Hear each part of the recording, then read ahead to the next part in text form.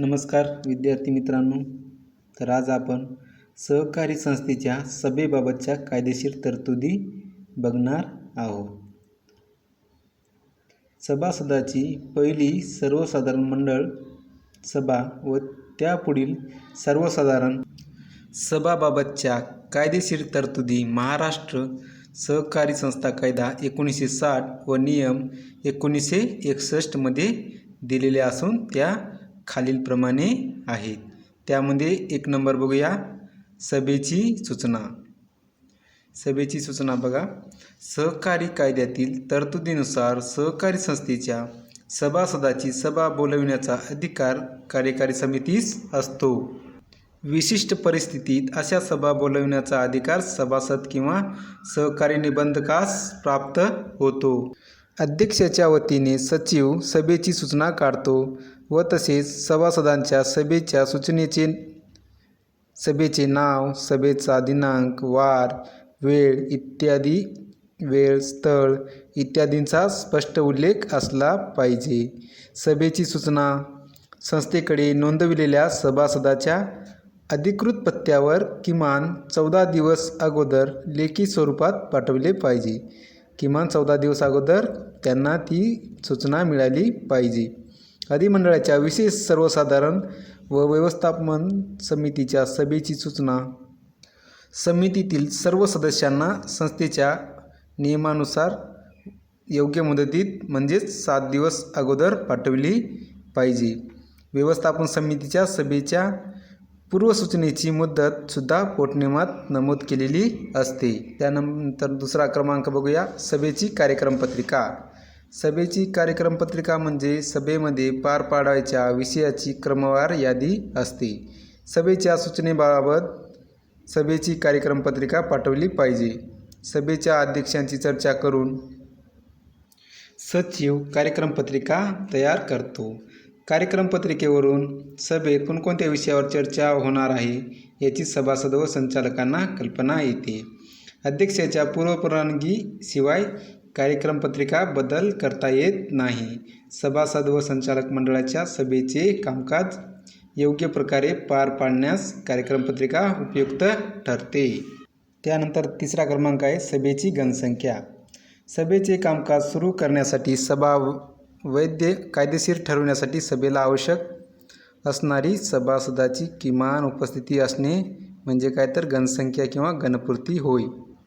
घनसंख्या सुरुवातीपासून ते सभा संपेपर्यंत असावी लागते. किमान घनसंख्येचा उल्लेख उपविधीमध्ये केलेला असतो. घनपूर्ती अभावी सभा भरविल्यास त्या सभेमध्ये घेतलेले निर्णय संस्थेवर व सभासदावर बंधनकारक असत नाहीत. शिवाय ही सभा वैध ठरत नाही.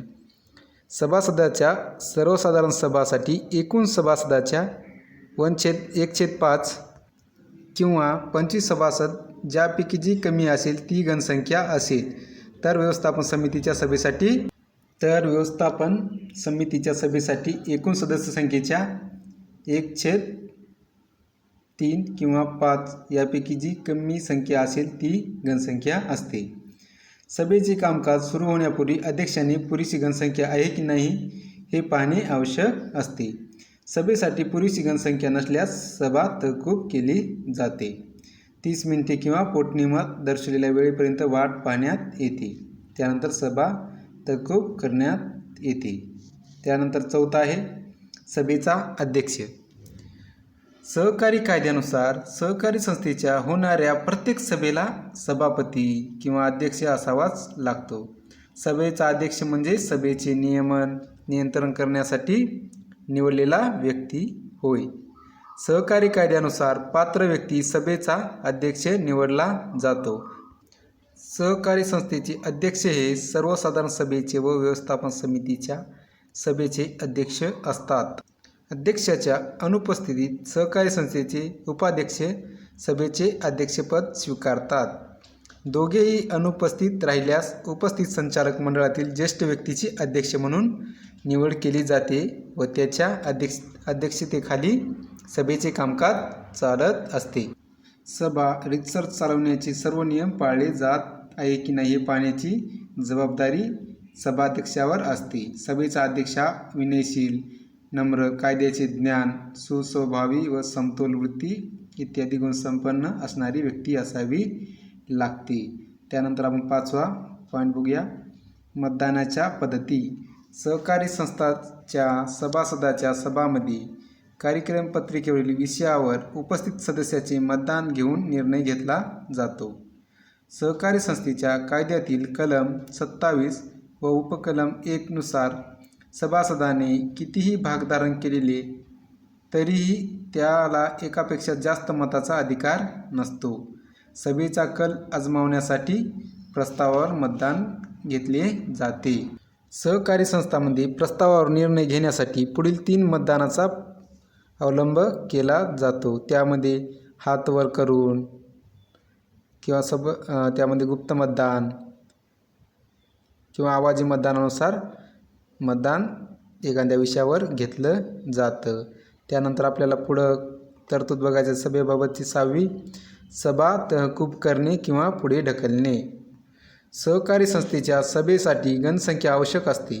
सभेस आवश्यक ती गणसंख्या नसेल तर ती सभा तहकूब केली जाते. अशी तहकूब केलेली सभा त्याच दिवशी त्याच ठिकाणी आणि ठरलेल्या कार्यक्रम पत्रिकेप्रमाणे अर्ध्या तासानंतर घेतली जाते. त्यानंतर आवश्यक ती गणसंख्या नसेल तर सभा तहकूब न होता कार्यान्वित केली जाते.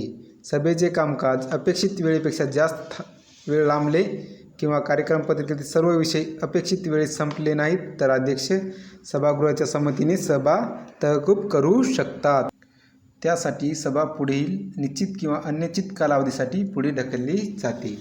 ही सभा कोणत्याही परिस्थितीत सभेच्या तारखेपासून 30 दिवसाच्या आत घ्यावीच लागते. मूळ सभेची कार्यक्रम पत्रिकाच या सभेसाठी ग्राह्य धरली जाते. तर पुढचं बघूया. 7वा प्रस्ताव. प्रस्ताव म्हणजे सभेपुढे विचारार्थ व निर्णयासाठी विधानाच्या स्वरूपात ठेवलेला विषय होय. सभाध्यक्ष कार्यक्रम पत्रिकेतील क्रमानुसार प्रत्येक विषय प्रस्ताव स्वरूपात सभेपुढे ठेवतात. उपस्थित सभासद प्रस्तावावर चर्चा करतात. पुरेशी चर्चा झाल्यानंतर मतदान घेण्यात येते. सभेने प्रस्ताव मंजूर केल्यास तो ठराव म्हणून ओळखला जातो. प्रस्ताव मांडणाऱ्या व्यक्तीस सूचक असे म्हणतात व प्रस्तावाला अनुमोदन देणाऱ्या व्यक्तीस अनुमोदक असे म्हणतात. प्रस्तावावर सूचकाची सही असावी लागते. प्रस्ताव हा लेखी स्वरूपात असावा. तो होकारात्मक असावा. प्रस्तावामध्ये अनेक दुरुस्त्या सुचविता येतात किंवा तो मतदानापूर्वी मागेही घेता येतो. प्रस्ताव हा सभेच्या सूचनेच्या कक्षेत व कार्यक्रम पत्रिकेतील विषयासंबंधी असला पाहिजे. प्रस्ताव हा एकदा सूचित व अनुमोदित झाल्यानंतर तो सभेची मालमत्ता बनते. प्रत्येक सभासदाला प्रस्तावावर एकदाच बोलता येईल, पण सूचकाला प्रस्ताव मांडताना आणि सर्वात शेवटी मतदान होण्यापूर्वी एकूण 2 वेळा बोलता येते. त्यानंतर पुढे बघूया आपण 8 ठराव. सभेने अंतिमरित्या मंजूर केलेला प्रस्ताव म्हणजे ठराव होय. सभेने सहमत केलेला विषय ठरावाच्या स्वरूपात घेतला जातो. ठराव हा प्रस्तावाचा शेवट असतो. ठराव संस्थेवर बंधनकारक असतो. ठरावावर चर्चा व बदलही करता येत नाही. ठरावाचे 2 प्रकार आहेत. साधा ठराव, निबंधकाकडे मंजुरीसाठी सादर करायचे विशेष ठराव. सहकारी संस्थेला पोटनियमामध्ये दुरुस्ती करण्यासाठी किंवा धोरणात्मक निर्णय घेण्यासाठी विशेष ठराव मंजूर केले जातात व हे ठराव निबंधकाकडे मान्यतेसाठी सादर करावे लागतात. निबंधकाच्या मंजुरीनंतर त्या सहकारी संस्थेच्या ठरावाची अंमलबजावणी करावी लागते. ठराव हा सभेचा निर्णय असतो. एकदा झालेला ठराव हा मागे घेता येत नाही. सभेतील ठराव हा इतिवृत्ताचा भाग बनतो. त्यानंतर 9 निर्णायक मताधिकार.